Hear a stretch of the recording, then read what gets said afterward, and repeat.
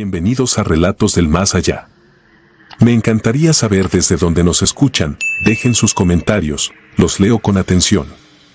Y ahora, sin más, prepárense para adentrarse en cada relato.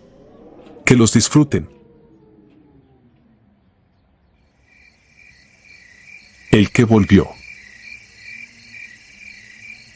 Abrí los ojos en el Hospital Militar de Oaxaca convencido de que apenas habían pasado un par de horas desde que entré a la cañada. El reloj de pared decía otra cosa, el parte médico también. Me habían dado por desaparecido 34 horas, mi uniforme estaba endurecido por manchas oscuras hasta el cuello y yo no tenía ni un rasguño. La enfermera me dijo que descansara. No pude, cada vez que parpadeaba volvía el mismo olor espeso, una mezcla de tierra mojada con metal agrio y carne. Fue en 2017. Estábamos comisionados a la Sierra Mixe, arriba del ejido Tecoy, lugar que no salía en los mapas abiertos. Éramos 6 del batallón de infantería, avance en cuña, silencio de radio por ventanas. El objetivo era sencillo: reconocer pasos de altura entre dos lomas donde se habían dado 3 emboscadas a vehículos de la región. Nada heroico, patrón de patrulla, puntos de reunión marcados, regreso a extracción al atardecer. El clima se comportó raro desde el primer día. Al mediodía caía una niebla cremosa que no corría con el viento. No se deslizaba, se quedaba suspendida, respirando a nuestro ritmo. Los pájaros callaban. Las chicharras, también. El GPS de mano se atrasó por minutos y la brújula giró una aguja con pereza, como si tuviera sueño. La tercera jornada recibimos indicios de pisadas frescas al norte. Huellas de botas que no eran nuestras y marcas de carga en los hombros contra árboles. El sargento decidió hacer un desvío corto. 40 metros fuera del patrón. Yo fui punta. Una vereda angosta me llevó a una cañada sin agua, la tierra húmeda y fría como cerámica. El aire estaba denso, aplastado. Dejé cinta, revisé ángulos, di 3 pasos más. Ahí empezó lo extraño. Mis pisadas dejaron de sonar. Ni mi respiración se escuchaba. No era normal quedarse sin eco en campo abierto, pero esa cañada apagaba todo. El pasto no crujía. El equipo no golpeaba. Hasta el seguro del fusil parecía ajeno. Levanté la vista y vi un encambre de troncos caídos que juraría no estaba ahí un segundo antes, como si alguien hubiera reacomodado el monte cuando parpadeé. Volteé para ubicar a los demás, y ya no estaban. Los disparos llegaron después. Ráfagas cortas. Controladas. En dirección contraria a mi regreso. Corrí hacia el sonido, pero al tercer giro me encontré de frente con un paredón de roca que yo no conocía. Tomé otro rumbo y apareció un claro que juraría acabábamos de cruzar. Era como caminar en una maqueta que alguien cambiaba cada minuto. Vi una figura de espaldas, parada entre 2 oyameles. Pensé que era Cano, el más alto del equipo. Le hice seña. La figura no respondió. Avancé en silencio y la perdí en un parpadeo, como si hubiera sido una impresión mal hecha. De ahí, tengo estampas sueltas. Ramas golpeando la cara. Un zumbido que no venía de afuera, sino que vibraba dentro del cráneo. Un olor a sangre caliente subiendo por la garganta. Algo tocándome la mejilla con uñas duras, como si me tantearan la forma de la cara. Y una sensación de que el suelo respiraba debajo de las botas, inflándose y desinflándose muy lento. Luego, nada. Me encontraron parado, inmóvil, delante de la garita del destacamento, ya de noche. Eso me lo contó un cabo de guardia. Dijo que no caminé, que simplemente estaba ahí cuando levantó la mirada, quieto como poste. En urgencias me sacaron muestras, fotografiaron cada centímetro de piel, buscaron marcas. Nada. La sangre del uniforme era de varias personas, dijeron después, pero no coincidía con nadie registrado en la base. Señalaron que no había rastros de lucha en mi cuerpo. Yo no supe explicarles. A la semana, revisión médica complementaria. Me recogió una camioneta sin placas. Me llevaron a una casa pintada de blanco, lejos de la ciudad, que adentro parecía clínica sin letreros. Cámaras en las esquinas. Me entregaron hojas para firmar con la leyenda de protocolo de evaluación especial. Me dejaron en una sala vacía más de 2 horas. Cuando entraron, traían agujas, equipos para medir actividad cerebral y un maletín con tarjetas. No querían saber si estaba bien. Querían que contara olores, sabores, tonos. ¿A qué le supo el aire? ¿Escuchó lenguas no identificadas? ¿Vio figuras que no proyectaban sombra? Les dije que no recordaba. Un hombre de lentes oscuros colocó sobre la mesa una imagen. Me explicó que era una captura termal desde altura media tomada el mismo día de mi extravío. Se veía un punto luminoso, yo, detenido en la cañada. Detrás, apenas perceptible, un contorno sin forma definida, una temperatura intermitente, como si respirara lento. No noté pies ni cabeza ni brazos. Solo una presencia pegada a mi espalda. Levanté la vista para preguntar qué era. No me contestaron. Apagaron el monitor y me dieron de alta con la indicación de reposo y seguimiento. En casa, intenté normalidad. No duró. Las luces parpadeaban a horas exactas, 1:13, 3:13, 5:13. La alarma del celular se activaba sola con una vibración que no era de ese modelo. Las paredes amanecían con marcas de dedos embarrados en tierra, siempre a la altura de la cara, como si alguien hubiera repasado contornos. El agua de la regadera olía a metal por segundos y luego perdía el olor como si nunca hubiera ocurrido. Mi esposa me decía que hablaba dormido, pero no repetía palabras. Emitía una serie de notas, 3 graves y una aguda, siempre en el mismo orden, como un llamado. Pasaron los meses. Me retiré. Entré a seguridad privada. No regresé a esa sierra. Un compañero que ahora trabaja de civil en el norte me mandó, con discreción, un documento escaneado. No era un parte cualquiera. Título: Interferencia orgánica no catalogada. Zona Tecoy, Paso Víbora. Evitar incursiones terrestres extendidas. El mapa anexo tenía manchas grises sobre las cañadas. En la leyenda se leía: pérdida temporal de orientación, alteración sensorial, manifestación adherente post-retorno. Esas 3 palabras me persiguen desde entonces: manifestación adherente. No sé en qué momento lo acepté, pero desde aquel día siento algo pegado a mí. No me ataca. No me cuida. Solo está. A veces ocupa rincones que no existen, como si habitara entre capas del mismo cuarto. Yo la siento cuando el aire se vuelve pesado sin razón, cuando el techo parece más bajo, cuando todo queda callado de golpe. El zumbido regresa. Me vibra un diente, siempre el mismo. Las fotografías impresas se curvan hacia adentro. Los espejos se empañan aunque no haya vapor. Y el olor, ese olor agrio, se adelanta a todo. Una madrugada me despertó un golpe sordo en la sala. No había nadie. En el suelo, los imanes del refri estaban alineados en una cruz rarísima, no de iglesia, sino de coordenadas. En la pared, 3 marcas. Medí la distancia entre una y otra con un flexómetro. Era exacta, 13 centímetros entre cada punto.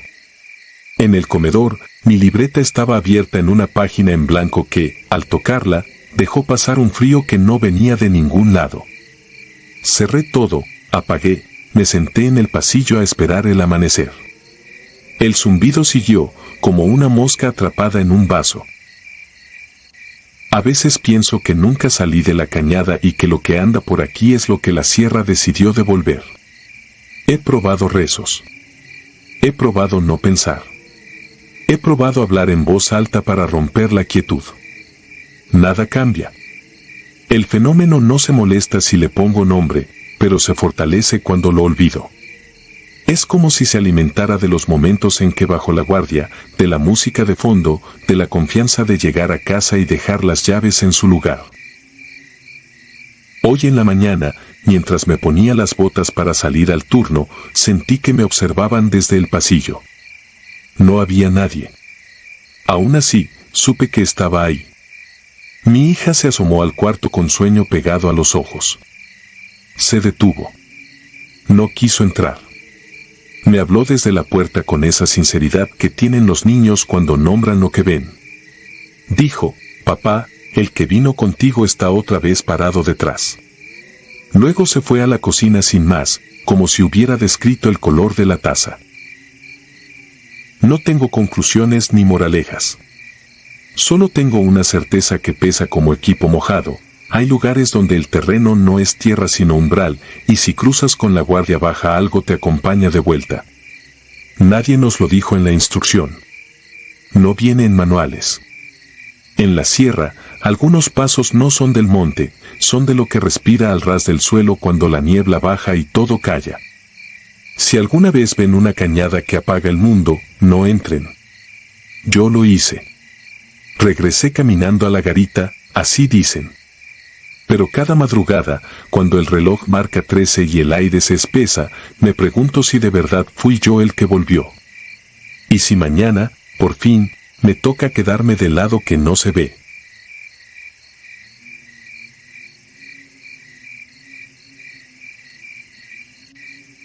Pezuñas en la niebla. Jamás quise escribir esto, pero cada madrugada despierto mojado en sudor, con el corazón al galope y ese hedor dulzón, mitad sangre, mitad tierra húmeda, pegado al paladar. Ya no porto uniforme, me dieron baja médica después de aquella comisión y ahora reparto víveres en pueblos costeros, lejos de la sierra. Sin embargo, cada vez que cierro los ojos regreso a aquel promontorio del Desfiladero de los Vientos, en la frontera entre Durango y Sinaloa, donde el aire parece quedarse atrapado en espirales invisibles. Era octubre de 2019 y nos enviaron a instalar un puesto de observación para vigilar rutas de trasiego que, según inteligencia, los criminales usaban como atajo nocturno. A primera vista, la misión parecía sencilla: 6 hombres, 48 horas, poca conversación y disciplina férrea. Entonces nunca imaginé que volvería con la certeza de que hay cosas peores que los humanos con rifles. Llegamos en un par de Cheyenne blindadas al pie del cerro al anochecer. El sol se hundía, pero un velo de bruma pálida ya reptaba entre los pinos, como si el monte jadease un aliento propio. Desmontamos equipo en silencio, fusiles FX-05 relucientes, radio Falcón 3, raciones frías. Yo era cabo de operaciones especiales, mi responsabilidad era orientar la patrulla y marcar rutas de repliegue. A mi lado iban el subteniente Castañeda, alto, seco, pura línea recta, lince, operador de radio con más cicatrices que sonrisas, brujo, experto en rastreo serrano, y 2 recién llegados, Chamaco y Topo. Voluntarios voluntariosos y callados. Nadie lo dijo, pero todos sentimos aquella presión extraña en los tímpanos, como si atravesáramos una puerta sin marco. El GPS empezó a fallar apenas pusimos pie en la vereda, marcaba saltos imposibles de altitud, tal vez interferencia, tal vez algo peor. En lo alto hallamos una planicie estrecha bordeada de rocas negras, perfecta para atender un OP, levantamos 2 tiendas ocultas con red mimética y preparamos una fogata mínima, más para espantar el frío que para iluminar. La primera noche transcurrió entre susurros de ramas y el chisporroteo remoto de radios ajenos. A las 23:40 tomé el primer turno, me senté contra un pino retorcido mientras la neblina se espesaba. Entonces la escuché, una campanilla metálica que sonaba una sola vez, seca, demasiado cerca. Pensé en ganado perdido, pero allí no había ranchos en 20 kilómetros. El sonido se repitió, esta vez acompañado de un crujido de ramitas, pasos irregulares, pesados, como si algo enorme se moviese con cuidado infantil. Apunté con la mira térmica, nada. El bosque aparecía liso, sin firmas de calor. Aún así, sentí la mirada clavada en la nuca, una presencia que sabía mi nombre antes de pronunciarlo. El segundo día amaneció con silencio inusual, ni aves ni chicharras. El subteniente ordenó un patrullaje en abanico de 500 metros. Brujo encontró, entre maleza húmeda, un círculo de tierra removida, con pequeñas formaciones de piedra en espiral y lo que parecían gotas de cera oscurecida. Tomó fotos y las subió al satélite, pero el enlace se cortó justo antes de transmitir. Al regresar al campamento, hallamos a Chamaco tieso, con la mirada perdida. Decía haber visto a un venado parado en dos patas, con manos humanas, a la orilla del claro. Lince bromeó para romper el hielo, pero a todos nos temblaban los labios. Esa tarde, nubes lechosas envolvieron la cima. A las 18 pudimos distinguir, en un risco remoto, la silueta de algo que se me antojó una escultura vieja, torso alargado, cuernos largos hacia atrás, brazos que colgaban demasiado. Era tan inmóvil que pensé que la piedra me jugaba trucos. Parpadeé y se había ido, dejando un hueco en la bruma como si la hubiera absorbido. Nadie comentó nada, era más fácil creer que ninguno la vio. La segunda noche empezó con un silencio aún más opresor. Poco después de medianoche, Lince perdió la señal de su radio, salió de la tienda a revisar la antena improvisada y nunca volvió. Al principio creímos que se había alejado a orinar, pero pasaron 15, 20, 30 minutos. Salimos a buscarlo, fusil al hombro, formados en rombo. No hallamos huellas, solo aquella bruma densa, el olor a savia fría y, de nuevo, la campanilla metálica, tintineando a la derecha, a la izquierda, detrás de nosotros al mismo tiempo. Brujo susurró una oración, y Castañeda ordenó regresar a la posición. Haríamos espera hasta el alba. Mientras retrocedíamos, sentí un soplo tibio rozar mi oreja, y una voz que no existe describió con exactitud la cicatriz que escondo en la espalda, herida que nadie allí conocía. Me giré con un latigazo de pánico, no había nadie. A eso de las 3, el viento cambió y trajo un olor a estiércol rancio mezclado con carne fresca. La fogata, ya casi ceniza, brilló de pronto con flamas verdosas, como si hubieran vertido cobre. En ese resplandor vimos a Topo, que hacía guardia, paralizado, mirando hacia los árboles.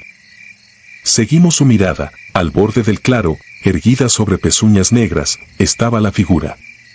No avanzaba, solo respiraba, el pecho hundido saliendo despacio, y de sus cuernos resumaba algo oscuro que goteaba con un sonido viscoso.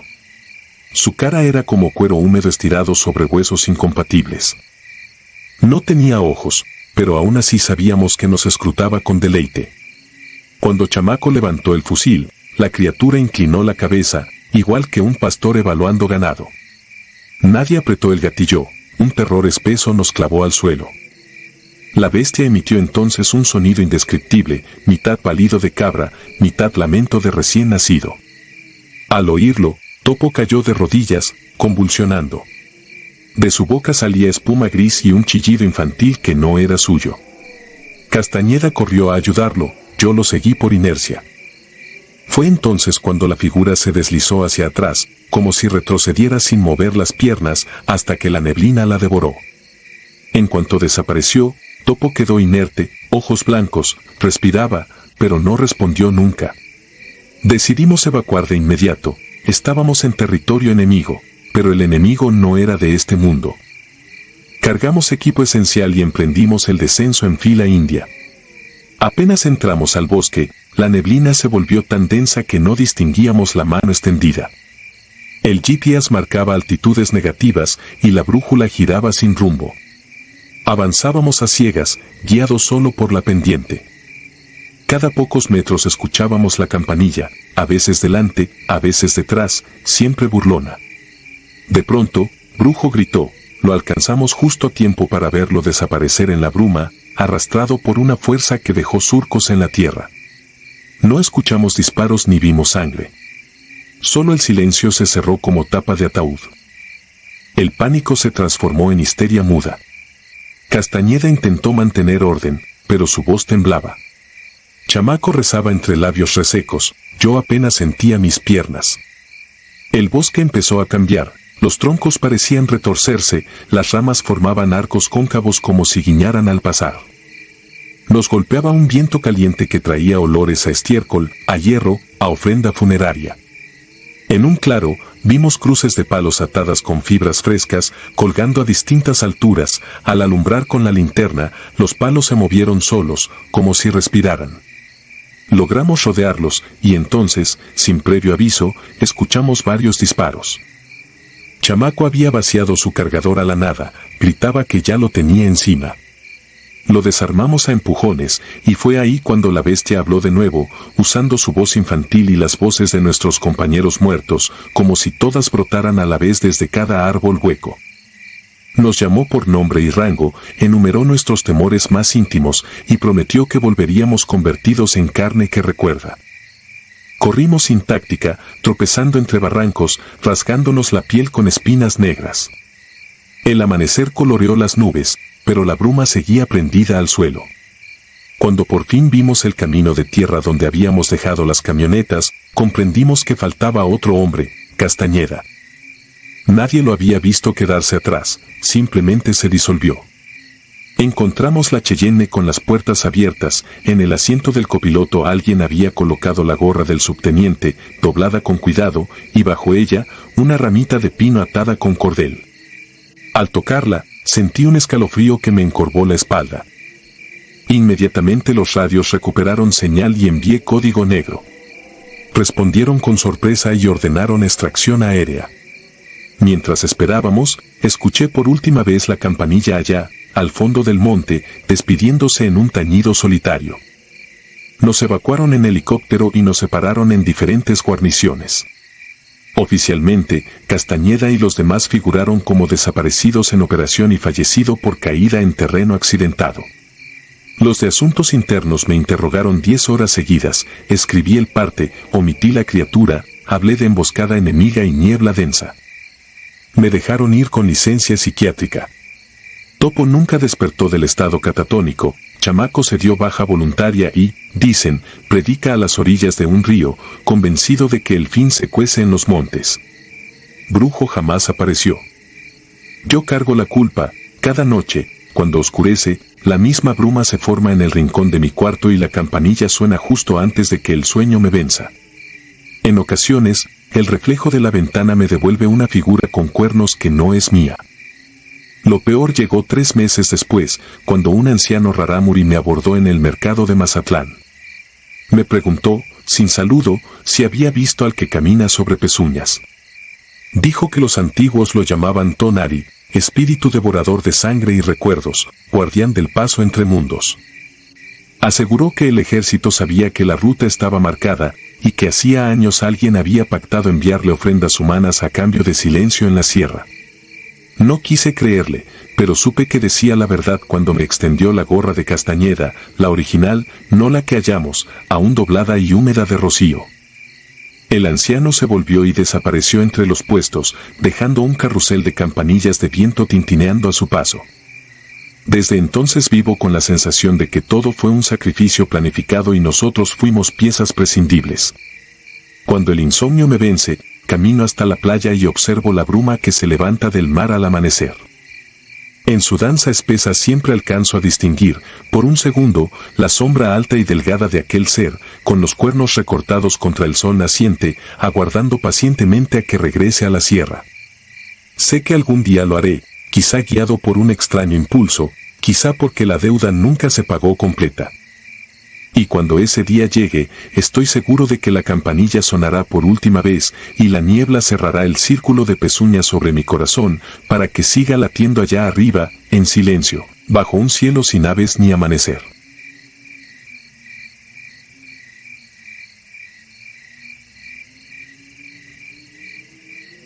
No duermas. Yo era enfermero de combate en el 27/diagonal o batallón. Año 2011, Sierra de Guerrero, al norte de Coyuca de Catalán. De noche todo se aplana, el monte, las veredas y hasta los nombres. Solo queda el trabajo y la costumbre de volver vivo. Aquella vez nos soltaron para cortar una ruta. Íbamos ligeros, FX-05, mochilas apretadas, radios en silencio. La luna apenas servía. La vegetación tragaba la luz como si fuera parte del terreno. El primer intercambio fue breve. Un vigía nos detectó desde un lomito y respondió con ráfagas altas. Cayó cuando el punto nos marcó un flanco limpio. Llegué arrastrándome para revisar al herido. Tenía el abdomen abierto por un impacto que no perdona. Hice lo que se hace, compresión, palabras cortas, revisar pulso. Él me miró fijo. Sonrió con una calma que no correspondía a esa hora ni a ese lugar. Falta la tuya, dijo. No pedí aclaración. Le mantuve la presión hasta que la mirada se le quedó quieta. Cuando me incorporé, la voz se me pegó por dentro como una espina. No era amenaza, no era ruego.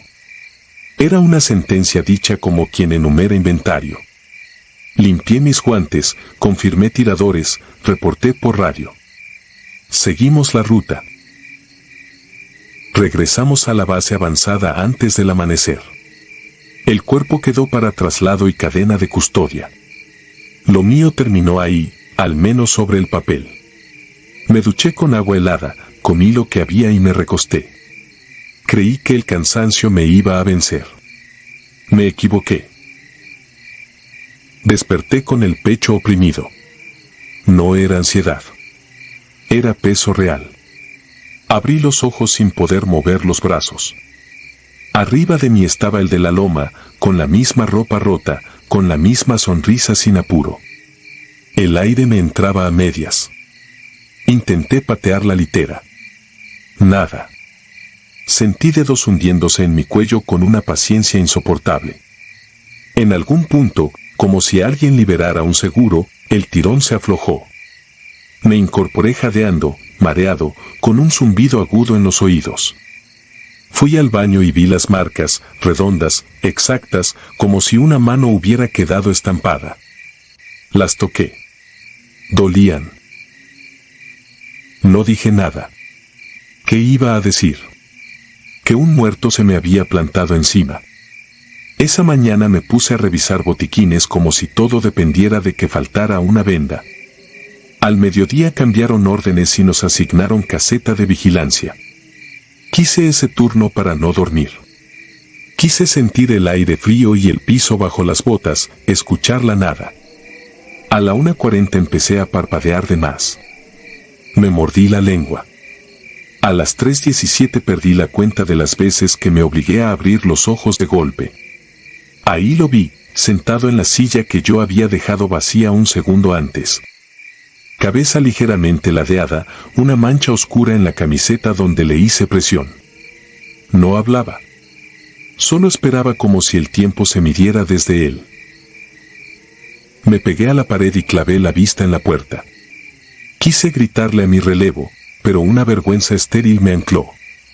El tipo se levantó, un paso lento, otro. Cuando su mano quedó a la altura de mi cara, una palmada me cayó en el hombro. ¿Mi compañero, turno? Parpadeé y la silla estaba sola.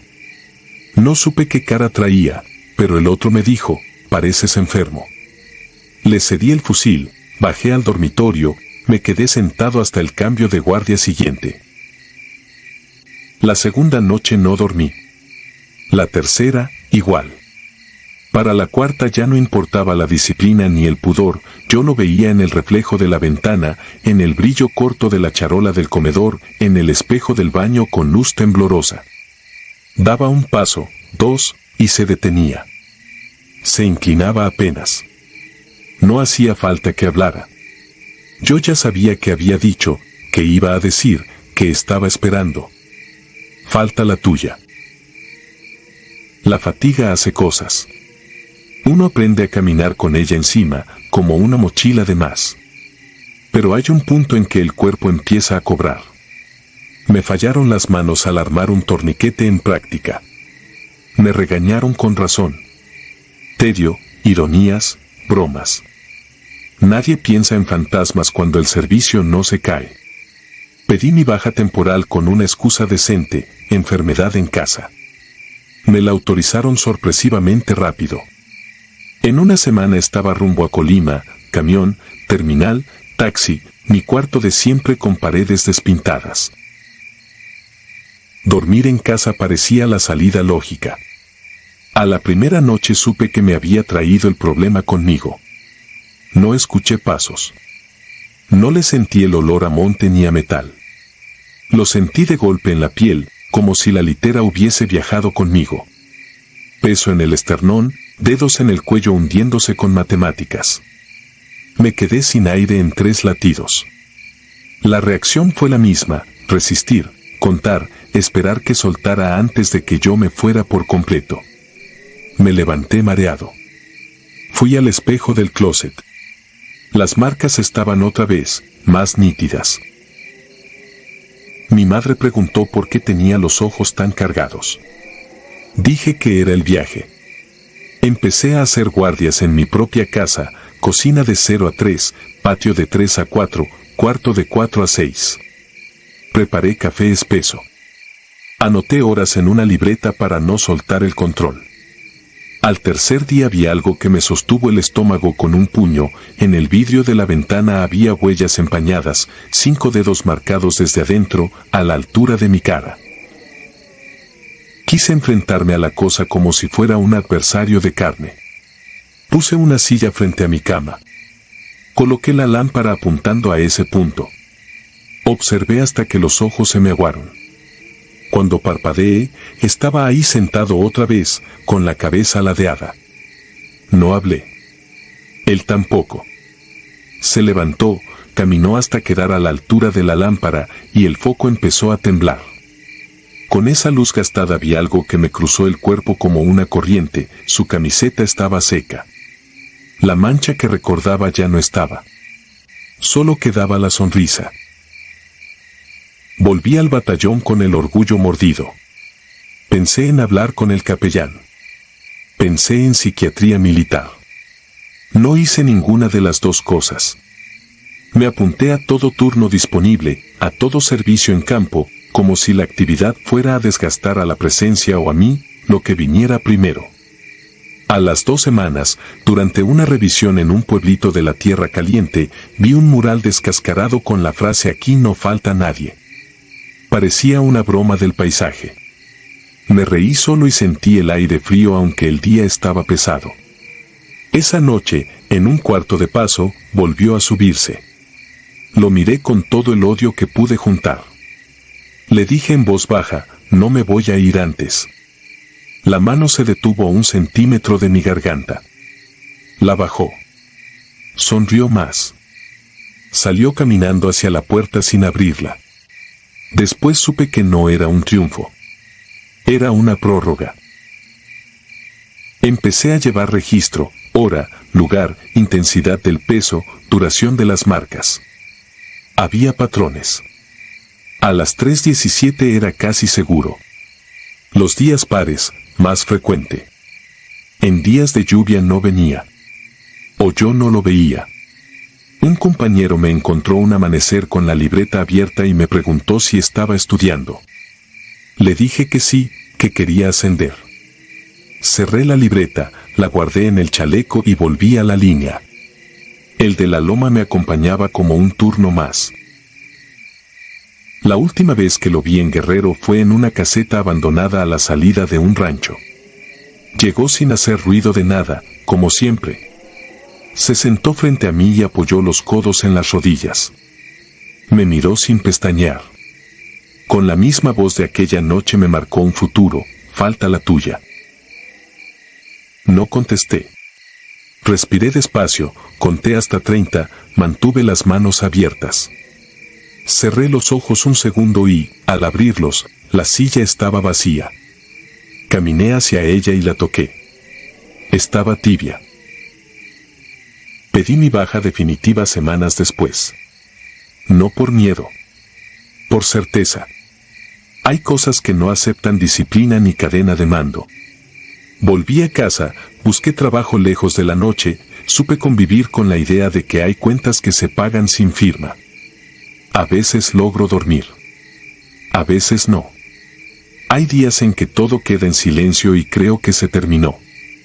Hay otros en que, a esa hora exacta, siento un peso suave que se acomoda en mi pecho como un equipo que alguien cuelga con cuidado.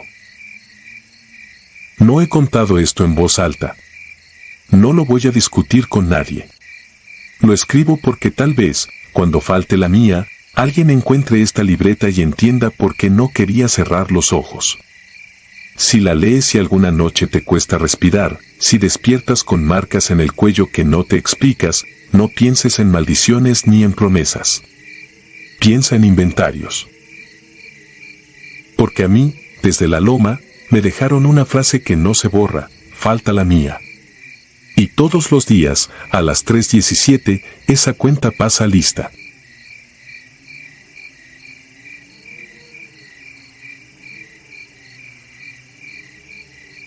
Ruidos en las quebradas. Nunca pensé que la Sierra Mixteca de Guerrero me quitaría el sueño para siempre. Hablo de 2018, cuando servía como cabo de transmisiones en un destacamento temporal que protegía convoys humanitarios tras el paso de un huracán. Éramos 8 en la patrulla, hombres curtidos en operativos contra laboratorios clandestinos y campamentos delictivos, pero lo que encontramos aquella madrugada no se parecía a nada que hubiésemos visto en los meses anteriores. Salimos a las 3 en punto, con el cielo cubierto por un techo de nubes que apagaba cualquier reflejo de luna. La orden era inspeccionar un viejo repetidor de microondas en la quebrada del Sopilote. Inteligencia advertía que grupos criminales lo usaban como enclave para cocinar metanfetaminas. El camino era un trazo difuso en los mapas, apenas figuraba como brecha de terracería entre laderas empinadas y barrancas llenas de encinos retorcidos. Avanzamos en las Cheyenne con las luces bajas, ahorrando baterías y cuidándonos de no alertar a posibles vigías.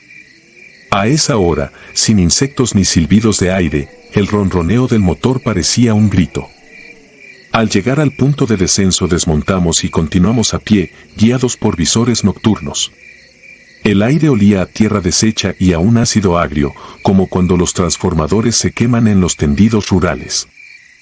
Cada paso hundía la bota en hojarasca fresca, pero lo raro era la ausencia total de ranas, chicharras o aves nocturnas. Era un silencio absoluto que oprimía los tímpanos y multiplicaba el sonido de nuestra respiración. Apenas si podía escuchar la radio de pecho, un susurro que crepitaba sin señal. La estructura apareció de súbito en mitad de la neblina baja, una torre oxidada de 30 metros, erguida sobre una plancha de concreto partida por raíces gruesas. A su lado, 3 contenedores de carga adaptados como laboratorios improvisados. Sobrevivían luces de emergencia verdes que parpadeaban a intervalos irregulares. Entramos en rombo, armas apuntando a cada esquina, y lo que vimos contradijo los reportes de movimiento. Mesas metálicas llenas de probetas limpias, hornillas frías, bidones de precursores cerrados con precintos intactos. No había huellas recientes, cigarrillos ni basura. Parecía un escenario abandonado y arreglado con esmero para una inspección que nunca llegaría. Me llamó la atención un dibujo sobre la pared trasera del contenedor principal, un círculo labrado con navaja, atravesado por una espiral continua que se enroscaba hacia un punto negro del tamaño de una moneda. Las líneas estaban rellenas con algo que parecía brea mezclada con savia, brillaba a la luz infrarroja y despedía una fetidez dulzona. No era grafiti de pandilla, tampoco lemas de cártel, y aún así desprendía una intención inequívoca de advertencia. Cuando uno se topa con altares a la Santa Muerte o a Jesús Malverde, hay veladoras, flores plásticas, ofrendas. Aquí reinaba una limpieza enfermiza, casi quirúrgica. El teniente Ordóñez ordenó revisar el perímetro. Árboles viejos, troncos huecos, ráfagas de niebla arrastrándose sobre un suelo regado de polvo blanco.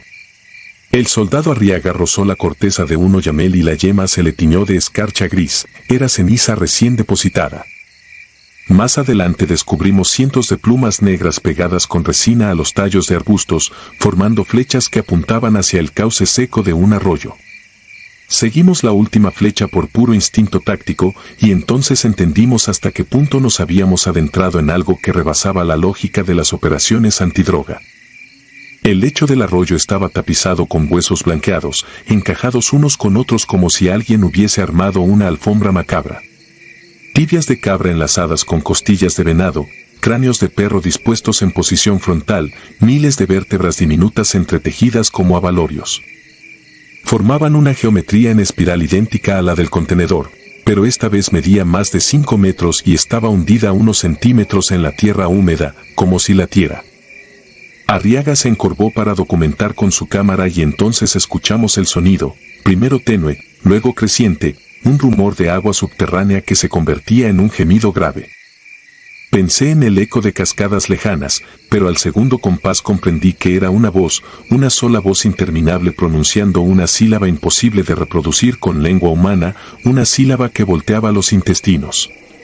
El cabo Méndez vomitó bilis, el sargento Durán temblaba como si hubiese ingerido anfetaminas. Yo me quedé petrificado, con el fusil colgando inservible, incapaz de articular pensamiento.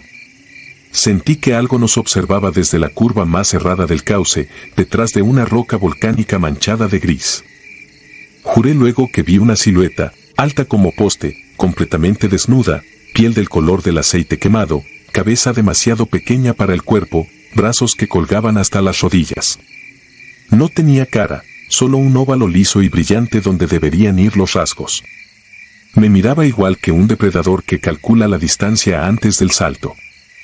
El teniente, valiente o temerario, alzó la mira térmica y musitó por el intercom que no captaba temperatura, como si aquel bulto no irradiara vida.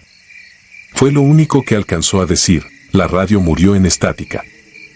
La oscuridad se densificó de la nada, como si alguien hubiese arrojado tinta en el aire. La linterna infrarroja se convirtió en un cono opaco. Entonces la voz se multiplicó en un coro de sollozos infantiles que surgían por todo el flanco de la barranca, girando alrededor de nosotros, condenándonos en un círculo invisible. Quise disparar, lanzar bengalas, pedir apoyo aéreo, cualquier protocolo, pero el impulso físico desapareció, un entumecimiento absoluto desde la nuca hasta las plantas, una conciencia clara de que no éramos enemigos sino alimento emocional para algo que se nutría del pavor puro. El sargento Durán se adelantó tambaleante hacia los huesos. De sus labios salían palabras que no pertenecían a nuestro idioma, un balbuceo lleno de chasquidos que parecía arrastrar saliva y sangre. Se arrodilló dentro de la espiral y empezó a rasgarse la piel de los antebrazos con las uñas, dibujando el mismo símbolo que teníamos a los pies. Ordóñez trató de sujetarlo, pero Durán adquirió una fuerza brutal, lo vi romperle un diente de un cabezazo. Entre Arriaga y yo logramos tumbarlo, lo esposamos con bridas, y cada vez que el pulso de las voces se intensificaba, él se reía con una carcajada hueca que salía de lo más profundo del diafragma, como si disfrutara un chiste secreto. No sé cómo reuní valor para detonar una granada de aturdimiento en el centro de la forma ósea. Hubo un destello cegador, un estruendo que rebotó en los linderos de la quebrada, y entonces, por un instante, todo cayó. Aprovechamos para arrastrar a Durán, recoger equipo y volver al punto de extracción. El trayecto hasta las Cheyenne fue una pesadilla lenta, caminos que parecían cambiar de pendiente, árboles que aparecían donde antes había claros, raíces que se enroscaban en las botas como serpientes vivas.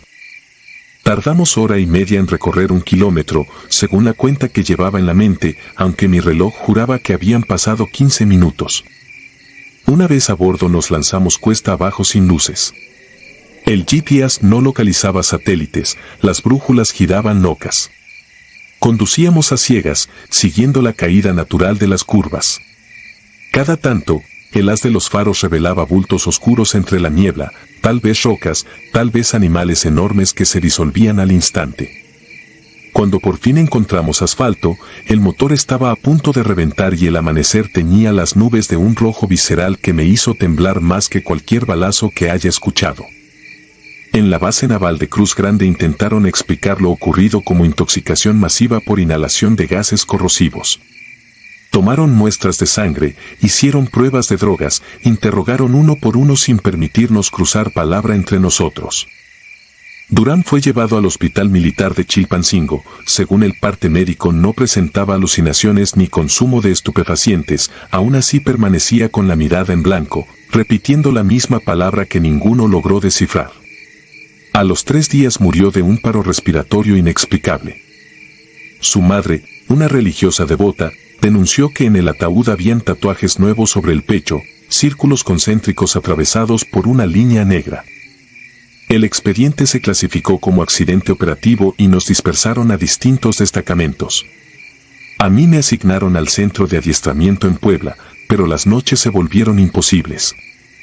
Cada vez que cerraba los ojos volvía a la quebrada, veía las plumas clavadas, oía la sílaba interminable, sentía el asco eléctrico de aquella presencia sin rostro.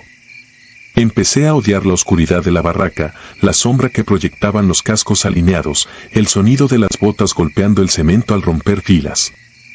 Pedí apoyo psicológico, me diagnosticaron trastorno de estrés agudo y me recetaron ansiolíticos. No funcionaron. Cuando llegó la orden de regresar de comisión a la costa, supe que no sobreviviría a un segundo encuentro. Solicité la baja voluntaria antes de cumplir la década de servicio. Me instalé en un cuarto de renta en Iguala, lejos de selvas y antenas oxidadas, y sin embargo la cosa me siguió. Empezó con arañazos en la puerta a las 3:15 de la madrugada, continuó con llamadas desde números inexistentes, un murmullo infantil que lloraba mi nombre, se materializó en sombras pegadas al techo que se disolvían cuando encendía la lámpara. Una tarde encontré sobre la mesa del comedor un puñado de ceniza fresca dispuesto en forma de espiral perfecta, la ventana estaba cerrada, no había corrientes de aire. Para entonces había fortalecido la conexión con mis antiguos compañeros a través de un grupo privado en una aplicación cifrada. No éramos más que 4 activos del pelotón original. Méndez tenía insomnio crónico, Arriaga se había vuelto alcohólico, Ordóñez, el hombre que no temía a nada, vivía en retiro religioso en Tlaxcala. Ninguno se atrevía a mencionar el símbolo, pero todos describíamos la misma aparición, una figura negra, alta, sin rasgos, cuyas manos se alargaban como ramas húmedas. Nos vigilaba desde los rincones, se reflejaba en pantallas apagadas, y cada 5 semanas exactas dejaba una ofrenda de huesos de pájaro dispuestos en espiral, donde quiera que estuviésemos. Comprendí que no importaba la distancia ni los muros, algo se nos había adherido en aquella raíz de la montaña, algo que se alimentaba del recuerdo y exigía tributo perpetuo. Un ente invocado por criminales, un antiguo custodio de la quebrada, pura maldad mineral que dormía hasta que el hombre la tocó. No lo sé, y ya no busco explicaciones. Hoy vivo con las luces encendidas, espejos cubiertos por sábanas y la radio prendida en estaciones de banda civil para acallar el silencio absoluto que precede a sus visitas. Escribo esto con el último resto de valor que me queda. Si algún día leen mi testimonio y sienten la tentación de explorar la quebrada del Sopilote, recuerden que el miedo no siempre muere con la distancia ni con las racionalizaciones de un informe oficial. Hay ecos que se quedan vibrando en la corteza del monte, esperando que los pies de algún curioso interrumpan el círculo. Entonces despertarán de nuevo, reclamarán carne, sueños y la certeza de que lo que habita allí no pertenece a ninguna página de procedimientos militares. Pertenece, simplemente, al horror que se niega a ser olvidado.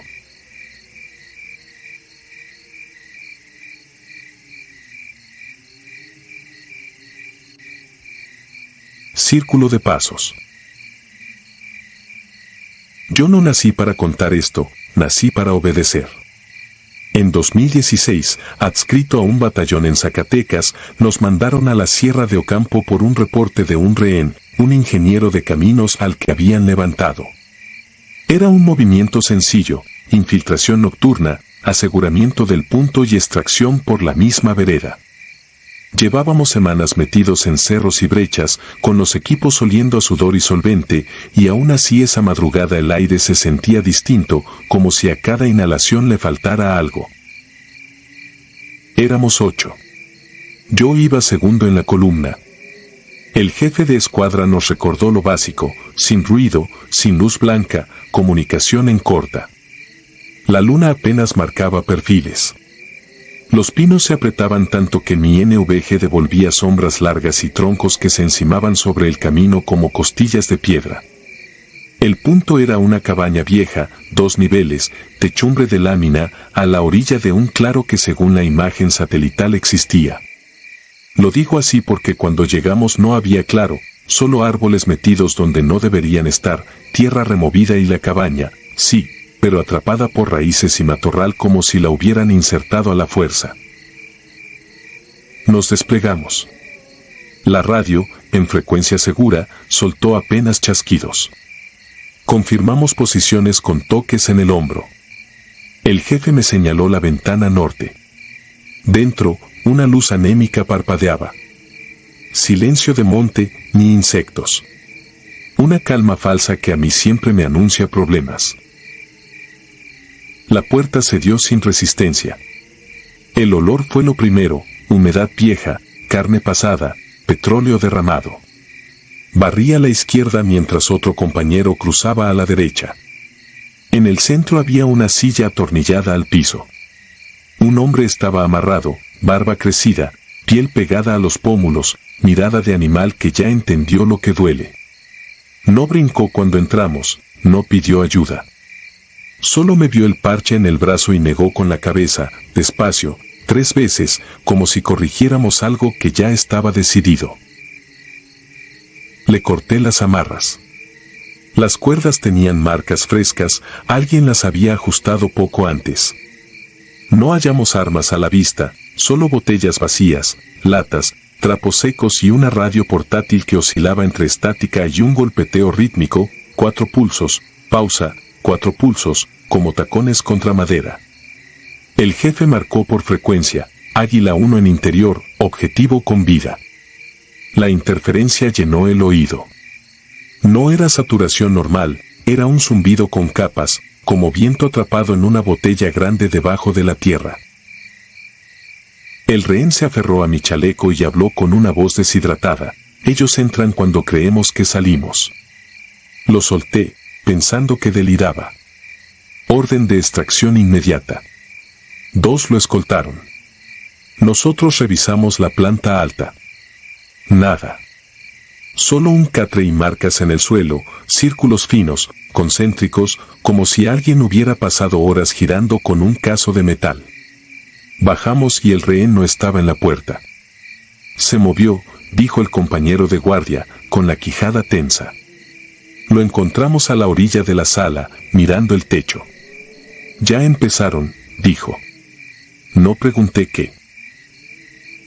Salimos. La vereda que habíamos usado era otra, misma dirección, distintas referencias. Donde había una roca con líquenes ahora había tierra suelta, donde la pendiente bajaba, ahora trepaba. No era la adrenalina. Lo sé porque mi cuerpo reconoce el miedo, y esto era otra cosa, una certeza de estar siendo contado de nuevo, de cero, por algo que no nos conocía ni respetaba nuestros pasos. A los 20 metros, escuchamos botas. Muchas. No venían en una sola línea de avance, sonaban alrededor, a ratos lejos, a ratos encima, sin que apareciera nadie. No eran disparos, no eran voces. Solo ese patrón de marcha que uno distingue aunque esté dormido. Me pegué a un tronco y apunté a un corredor entre árboles.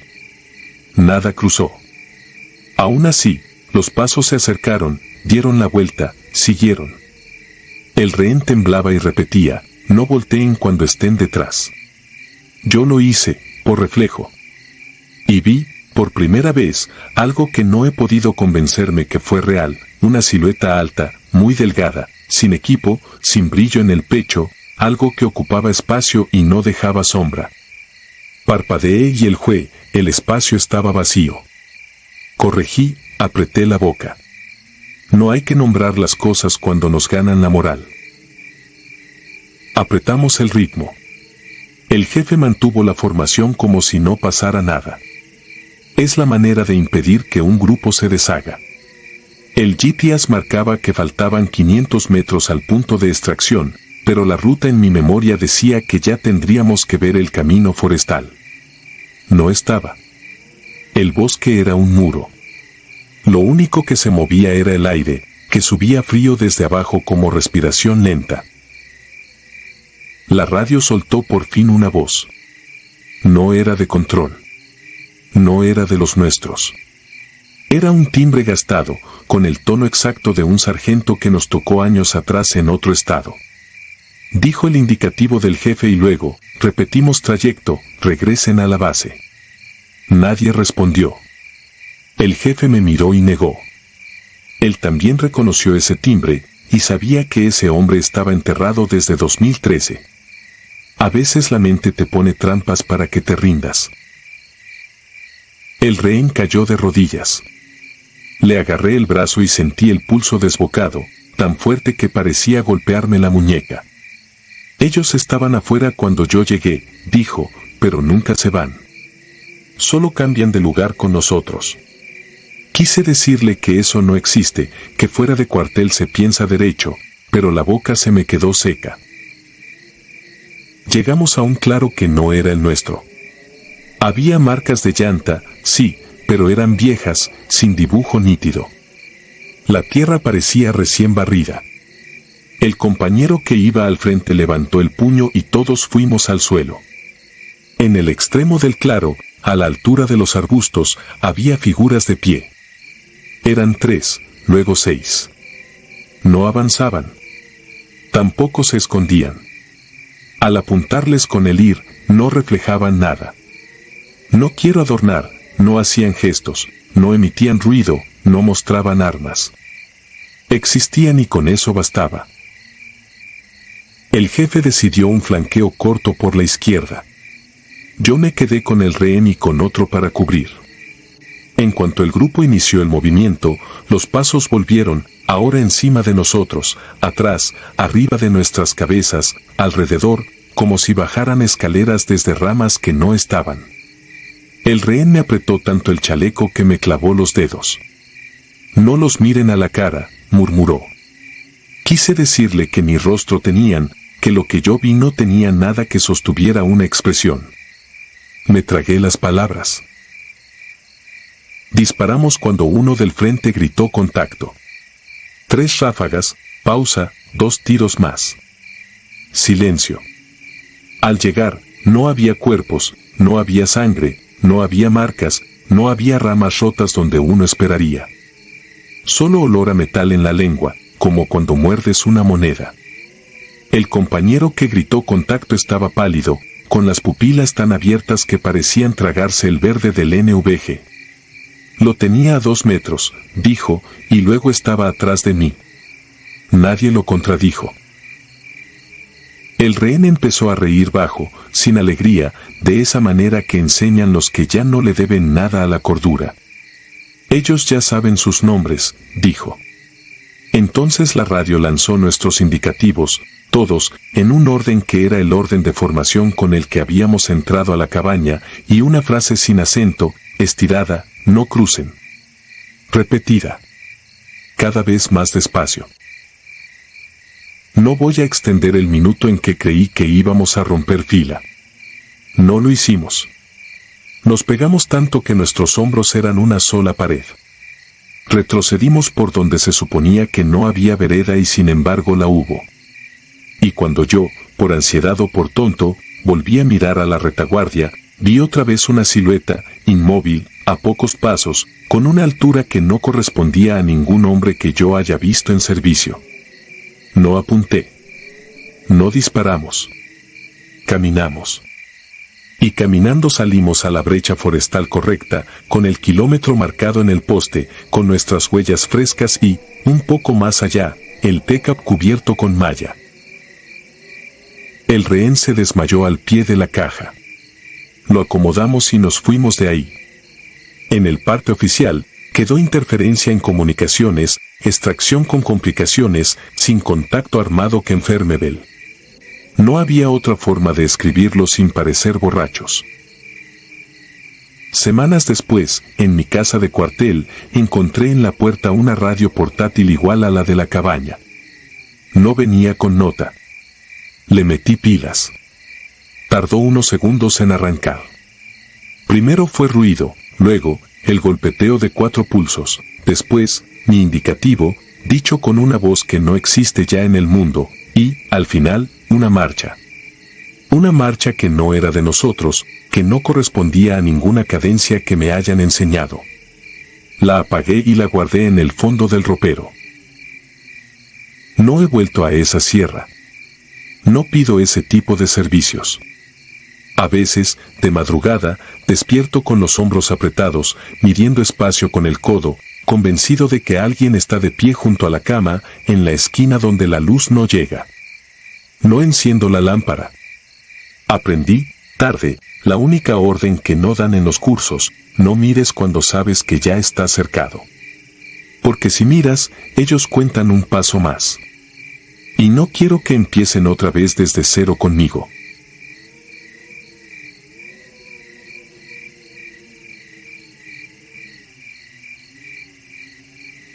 El que respira. Cuando cierro los ojos no recuerdo voces ni lamentos, recuerdo una manera de respirar. No era jadeo de cansado ni bramido de animal, era un aire que entraba y salía, profundo, medido, como si marcara un paso que no veíamos. Esa cadencia se me quedó pegada desde 2011, en un despliegue en la Sierra Gorda de Querétaro. No daré coordenadas ni nombres, yo era fusilero paracaidista adscrito a un agrupamiento que fue a reforzar a la estatal por desapariciones, marcas en puertas y un silencio anormal en los caminos. Llegamos un martes antes del amanecer. En la plaza principal no ladraba ni un perro, las fondas cerradas con cadenas por dentro y, en varias casas, signos pintados con algo oscuro que parecían cruces deformadas y círculos mal hechos. Nadie se asomaba. El altavoz de la capilla estaba apagado, pero alguien había dejado veladoras consumidas junto al atrio. A esa hora el frío se mete por el chaleco, más cuando vienes húmedo de la caja del vehículo. Nuestro jefe decidió patrullajes a pie por las brechas que bajan hacia la quebrada. Órdenes claras: no buscar contacto, observar, reportar y no abrir fuego si no había identificación positiva. A las 2:40 del segundo día lo vimos. Caminaba descalzo por el borde de un sembradío, cubierto con una cobija vieja y cargando un bulto envuelto en manta. No traía lámpara, se detuvo cuando le cantamos alto, tenía el rostro curtido de sierra, pero la mirada ida, como si mirara a través de nosotros. Lo aseguramos: registro rápido, ni radio, ni arma, solo trapos húmedos y pequeñas piezas secas de animales, amarradas con hilo teñido. Traía además colgajos de palma trenzada pegados al torso con nudos apretados, nada que pudiéramos tipificar, pero no lo íbamos a soltar así. Lo llevamos a un claro junto a un arroyo casi seco.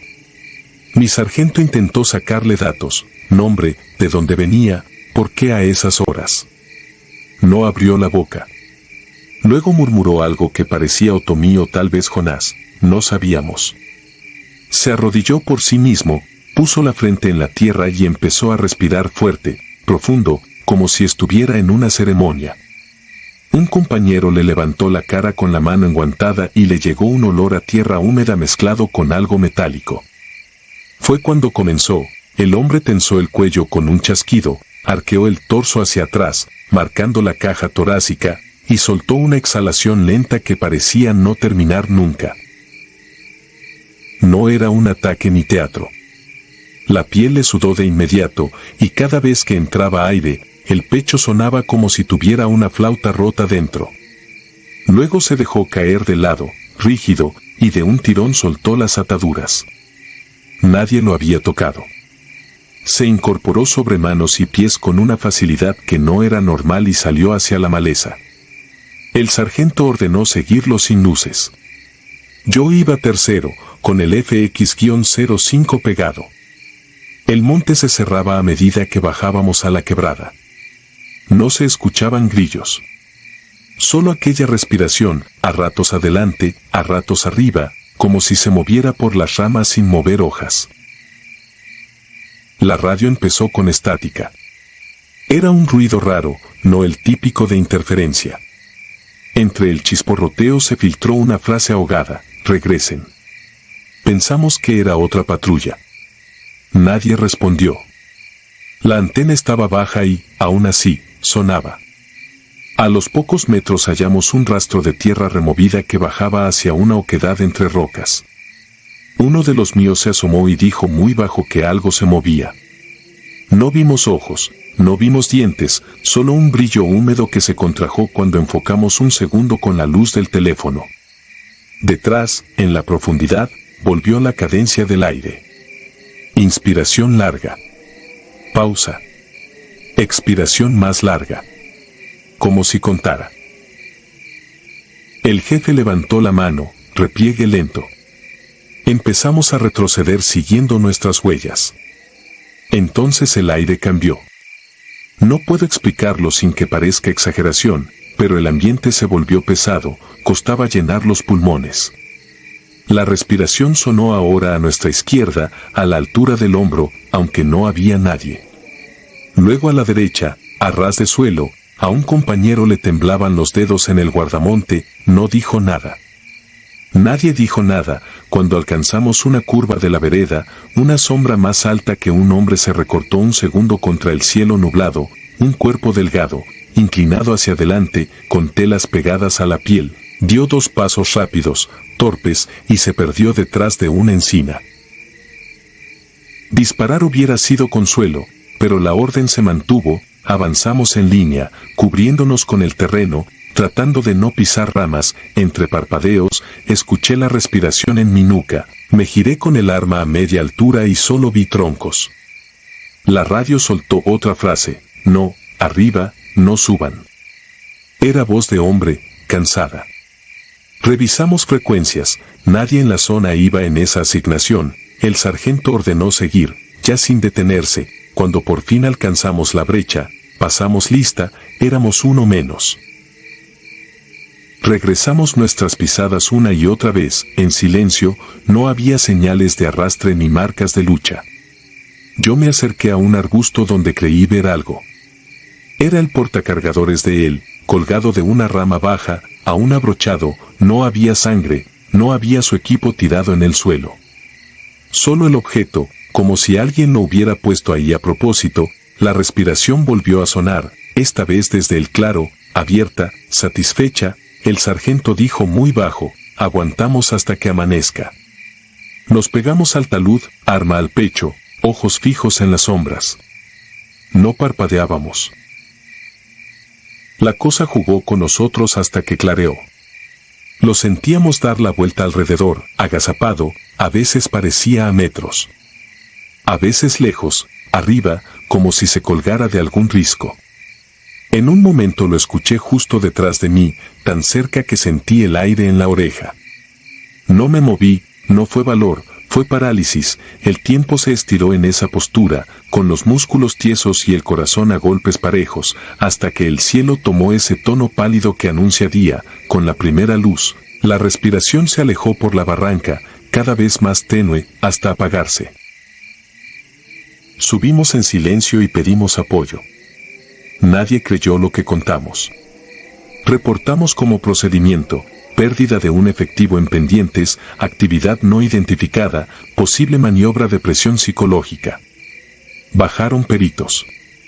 Encontraron huellas nuestras, huellas de alguien descalzo de días previos, rastros de velas consumidas en una peña y, a un lado, tramos de hilo teñido enredados en el matorral. El pueblo siguió callado. En la tarde vimos a 3 mujeres de rebozo pasar con flores hacia un camino diferente, sin mirarnos. Nadie preguntó por nuestro ausente. La semana siguiente nos movieron a otra zona. De noche, en el campamento, un compañero empezó a oír la misma respiración en la oscuridad de la carpa. Lo cambiaron de tienda. Luego de guardia. No sirvió. Lo pasaron a retaguardia. Otro pidió su baja. El que perdió el portacargadores dejó de hablar, solo se sentaba con el chaleco puesto y miraba hacia un punto fijo del horizonte. A mí me trasladaron a la capital y después a otra unidad. En el examen médico dije que no dormía por ansiedad operativa. No dije que cerraba los ojos y escuchaba aquella cadencia a 2 dedos de mi oído. Con el tiempo he intentado convencerme de 1000 hipótesis. Alguien conocía el terreno y nos cercó, un grupo nos probaba sin presentarse, el hombre descalzo nos guió a una trampa de nervios y nada más, pero en el fondo sé lo que sentí. No eran pasos, no era risa ni palabras. Era una respiración muy concreta, con pausa al centro, como un metrónomo de pulmón ajeno. A veces se repite en el cuarto cuando el aire está quieto y la casa entera parece contenerse. Otras, cuando cruzo un puente y el agua pasa debajo en silencio. No volví a la Sierra Gorda, aunque la sueño seguido. En el sueño regreso por la brecha con el primer sol pegándome en la cara, y en el claro donde nos pegamos al talud alguien ha tendido nuestras cosas en orden, cascos, cantimploras, placas, el portacargadores en esa rama baja, no hay huellas. Me agacho para recogerlo y entonces la siento detrás, a un palmo. Inspira largo, pausa, expira más largo, como la primera vez. Me quedo inmóvil, con la mano extendida, esperando que el aire termine de salir, nunca termina. Esa es la parte que no cuento en los informes ni a los médicos, porque allá afuera uno puede replegarse, pedir apoyo, moverse a otra zona. Aquí adentro no hay repliegue posible. Aquí adentro, el que respira se sienta a esperar a que cierre los ojos.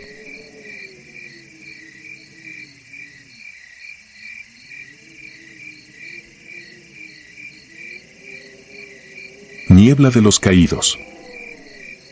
Juré nunca poner esto por escrito, pero los recuerdos no me dejan dormir y siento que la única forma de que no me revienten por dentro es sacarlos. Fui paracaidista del 2º Batallón de Fuerzas Especiales, hoy estoy fuera, con una baja por trastorno de estrés, aunque el parte oficial diga reajuste administrativo por lesión lumbar. Corría el año 2012 cuando todo esto sucedió, en un corredor serrano de Durango tan aislado que ni la propia Secretaría lo marca con nombre, solo coordenadas y una franja roja en el mapa táctico. Aquel sitio, decían, servía como punto de reabastecimiento para avionetas cargadas de cristal. Nuestro objetivo era simple, ingresar, levantar evidencia fotográfica y marcar coordenadas para futuros golpes. Nada heroico, una misión de rutina para 6 hombres curtidos en operaciones nocturnas y un binomio canino adiestrado para detección de armas. Salimos al amanecer desde la pista improvisada de El Salto. Volamos en Black Hawk hasta un claro encajonado entre quebradas. El helicóptero apenas tocó tierra y desapareció en cuestión de segundos, tragado por nubes bajas. Quedamos solos con la sensación eléctrica que deja el rotor aún girando en la piel. Caminamos en formación de rombo por una vereda que olía a conífera y polvo calcinado, terreno familiar para cualquiera que haya patrullado la Sierra Madre. 10 kilómetros más adelante encontramos las primeras anomalías, huellas recientes de neumático que surgían de la nada y se perdían igual de brusco. Fotografías, notas, silencio. Todo normal hasta entonces. A las 13:47, recuerdo la hora porque miré el reloj justo antes de sentir el cambio, el bosque se tragó la luz. No fue un eclipse, el sol seguía arriba, pero el ambiente se volvió grisáceo y espeso. Una niebla surgió del barranco como un derrame lento y se cerró sobre nosotros en cuestión de minutos. Era tan densa que rompía la lógica, no venía del río, no descendía con el viento ni subía desde el suelo, simplemente estaba ahí, palpitando. Olía a humedad estancada con un fondo amargo, parecido al cobre cuando sangras por la nariz.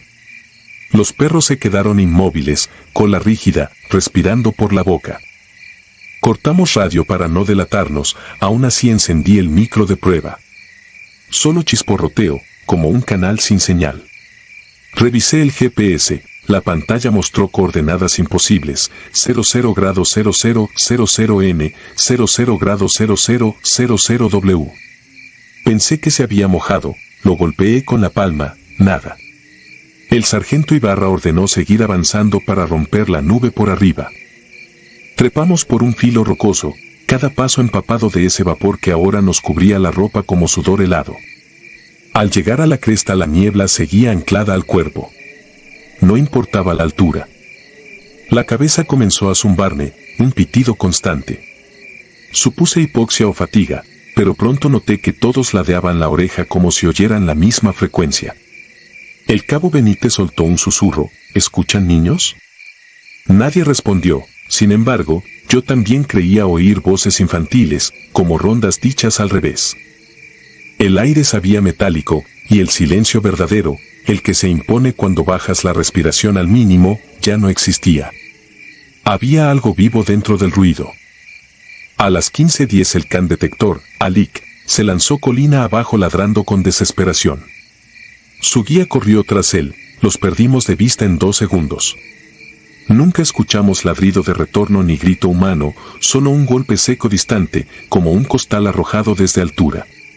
Buscamos señales, encontramos nada. Fue la primera baja no declarada. Con la moral escarbando fondo continuamos. 18 minutos después, el soldado primero Morales se detuvo a mitad de paso, clavó la mirada en un claro inexistente y comenzó a hablar con alguien invisible. No alucinaba, respondía a preguntas que nadie hacía. Le temblaban los párpados, luego las comisuras. Sostenía el fusil con los brazos caídos, listos para soltar, como quien carga a un recién nacido.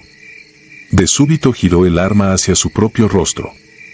No le dimos tiempo, Ibarra lo embistió, y entre ambos lo derribamos. Amarramos sus manos con cinchos y lo obligamos a beber agua con sales. Cuando recuperó algo de sentido balbuceó números en serie, todos pares, de 8 dígitos.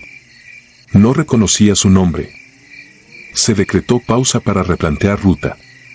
Fue entonces cuando notamos la brújula girar sin control y el barómetro marcar altitudes alternantes. Habíamos marchado en línea recta y, sin embargo, los árboles del contorno eran idénticos, como copiados y pegados en torno a nosotros.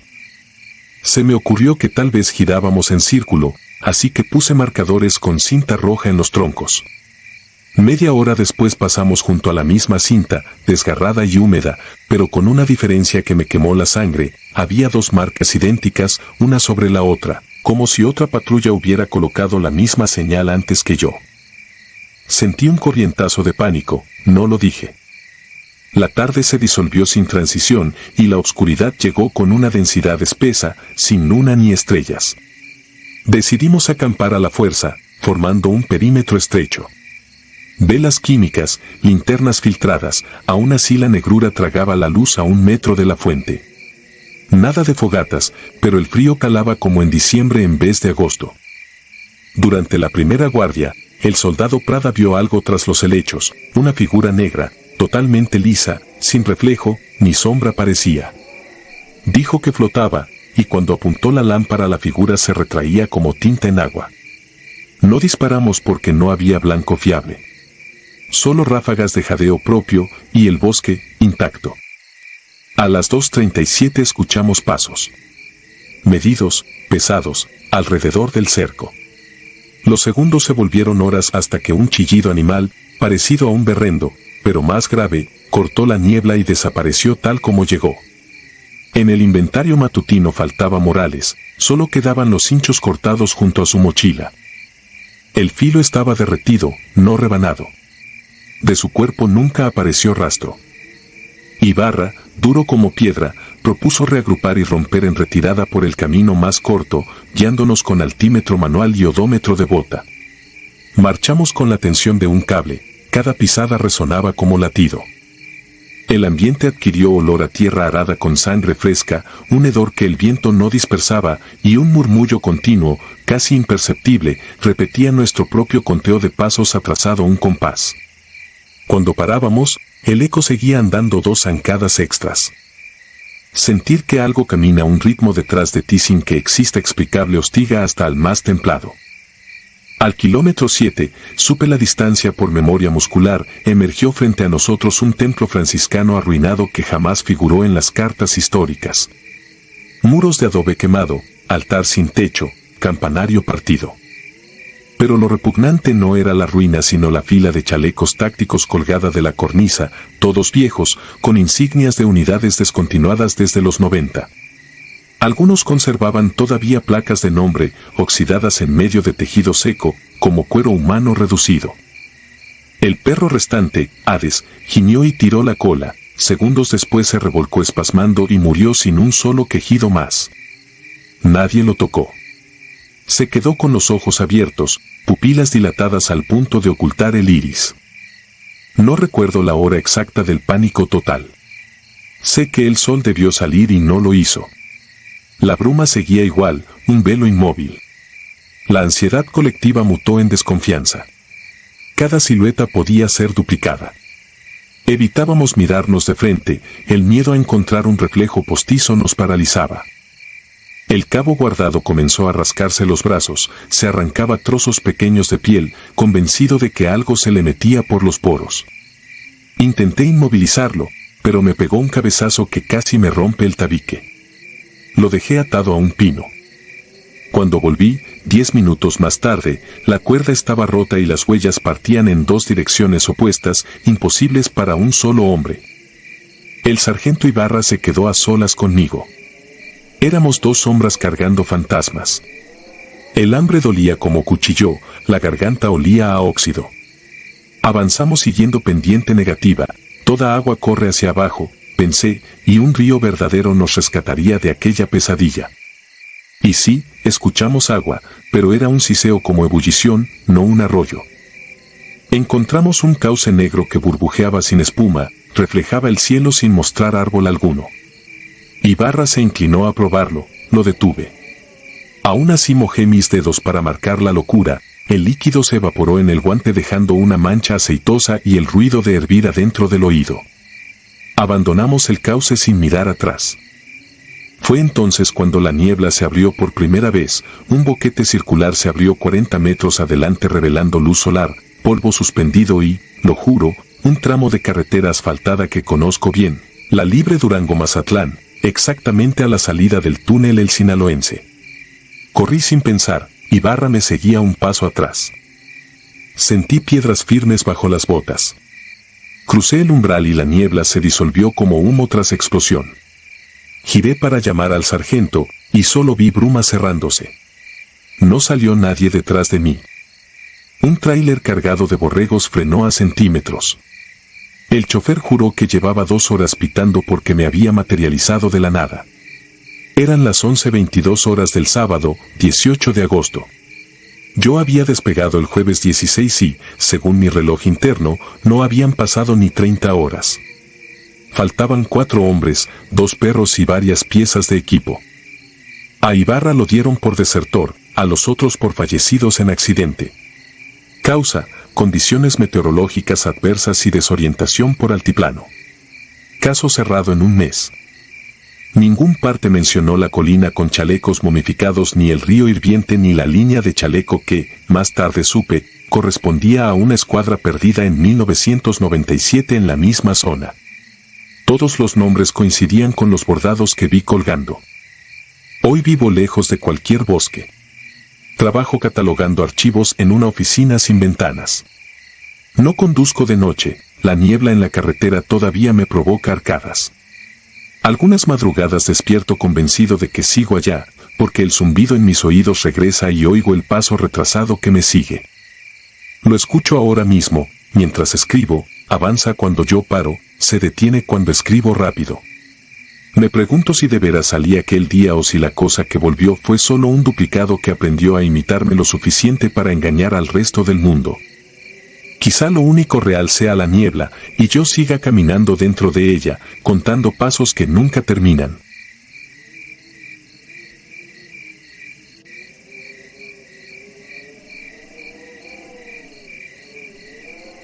Selva hueca.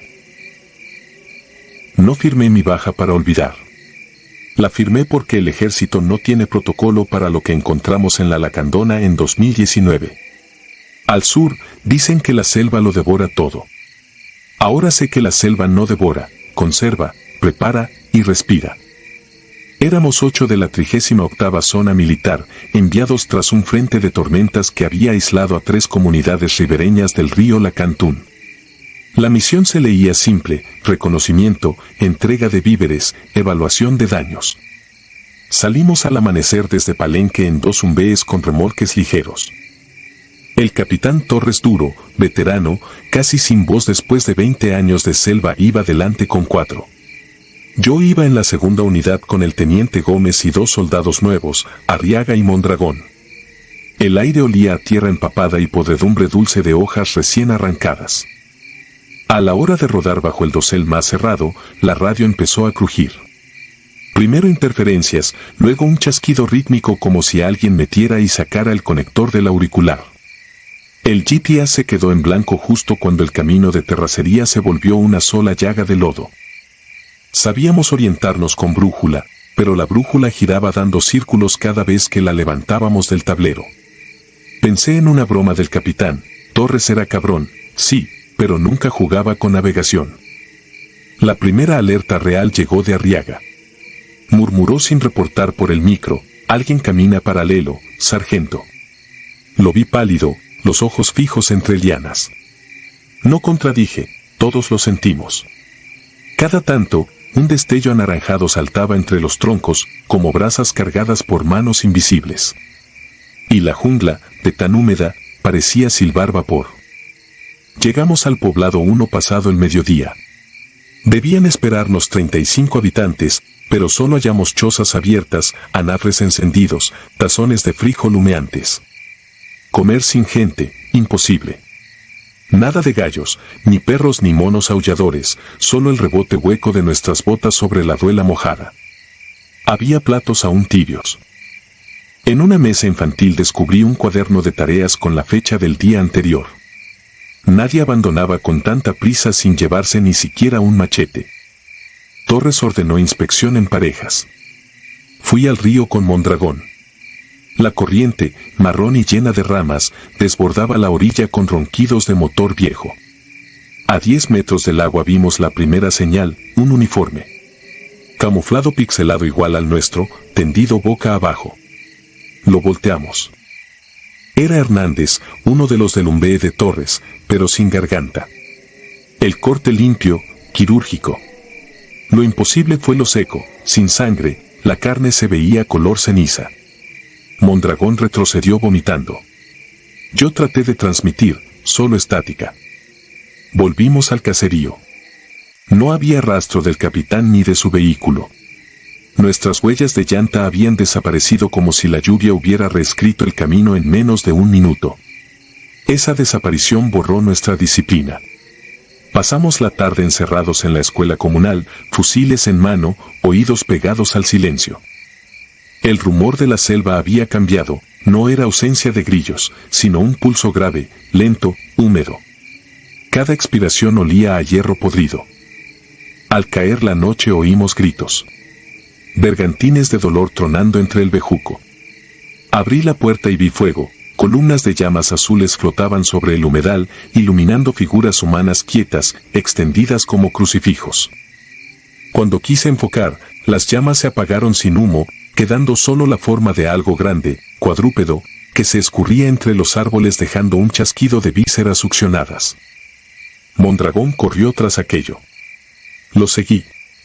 Me adentré en la maleza hasta que el barro me hundió a las rodillas. Allí lo encontré. De rodillas ante un círculo de piedras verdosas, murmuraba, el agua no moja la selva. Lo repitió como mantra y su mirada estaba vuelta de revés, pupilas desaparecidas. Cuando cayó sobre mí, su piel estaba hirviendo, pero el aire alrededor era gélido, como si el calor proviniera de adentro. Murió susurrando la misma frase.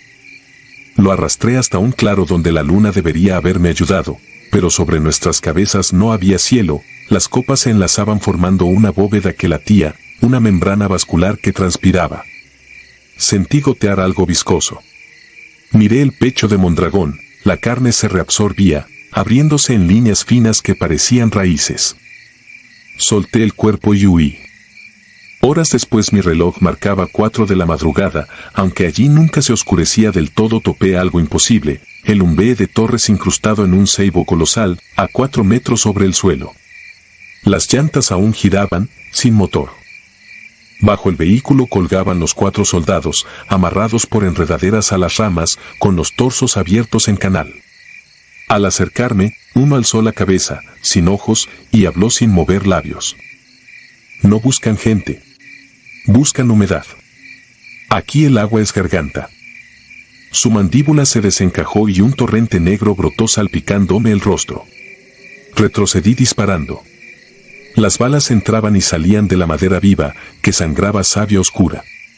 Cuando se agotó mi cargador, el silencio volvió, solo roto por un silbido suave, un canto de niño que juega con hojas entre los dedos. Escapé siguiendo el silbido. No sé cuánto corrí.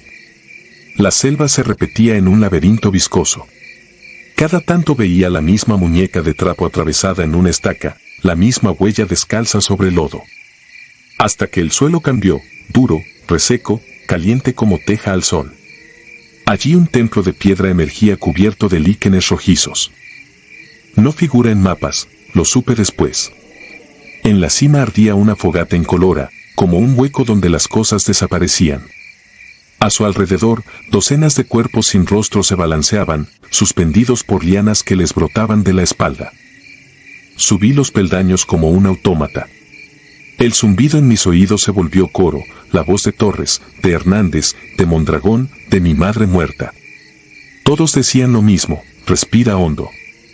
Cuando llegué a la plataforma vi un cuenco labrado. Dentro, 2 ojos humanos flotaban en agua cristalina. Aquella agua no mojaba, resbalaba como mercurio. Sentí la urgencia de beber. Me lo impuso algo en mi médula. Acerqué los labios y entonces, al otro lado del cuenco, un rostro emergió, no un rostro humano, sino la idea de un rostro, facciones trazadas en sombra líquida. Pronunció un chasquido. Mi visión se pobló de imágenes: ejércitos antiguos, jaguares sin piel, chamanes cosiendo pieles de soldados con bejuco vivo.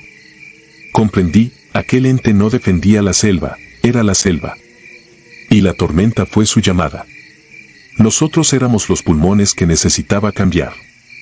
Cada siglo respiraba hombres para seguir latiendo. No recuerdo bajar. Sé que desperté flotando en el río, sostenido por ramas como dedos. Mi fusil no estaba, mi placa tampoco. Un lugareño me halló 2 días después, 20 kilómetros aguas abajo. Llegué al hospital militar delirando fiebre y humedad. Me diagnosticaron infección severa, agotamiento. No encontraron rastros de mi pelotón, ni vehículos, ni siquiera la ruta de acceso. El satélite mostraba selva intacta, sin apertura de caminos en meses. Dije la verdad en el interrogatorio. Risas oficiales, psiquiatra, licencia indefinida. Nadie firma un parte donde la selva cose soldados. Desde entonces duermo en chispazos. A las 3 de la madrugada, el techo de lámina de mi cuarto exhala ese silbido infantil. El ventilador gotea agua que no moja. Y cuando paso frente a un espejo empañado, creo ver tras de mí un torso abierto que late con raíces verdes. Ya no puedo volver a ningún bosque. Tampoco puedo alejarme del olor. Porque, aunque me duché 1000 veces, la piel conserva la nota dulce y metálica de aquella respiración. Y cada poro de mi cuerpo sabe que, cuando vaya a tierra, la lacandona vendrá a buscar lo suyo, mis pulmones para su próximo soplo.